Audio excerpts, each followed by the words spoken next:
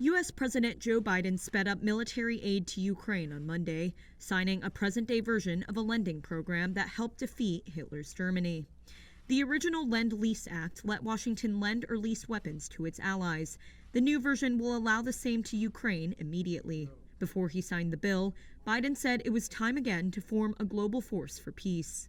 Every day Ukrainians pay with their lives and they fight along the atrocities that the Russians are engaging in are just beyond the pale. And the cost of the fight is not cheap, but caving to aggression is even more costly. That's why we're staying in this. The sole condition is repayment at some later date, and the policy will also help other Eastern European countries affected by Russia's invasion. President Vladimir Putin calls Russia's actions in Ukraine a special military operation to disarm the country and protect it from fascists.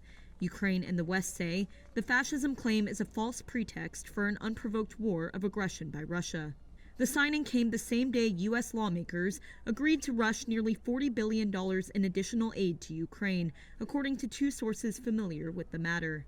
A proposal for additional COVID-19 funding, which some Democrats wanted to pass along with the emergency Ukraine aid, will now be considered in a separate vote, something Senate Republican leader Mitch McConnell told reporters he was pleased about. He had repeatedly advocated for a clean Ukraine bill in the Senate.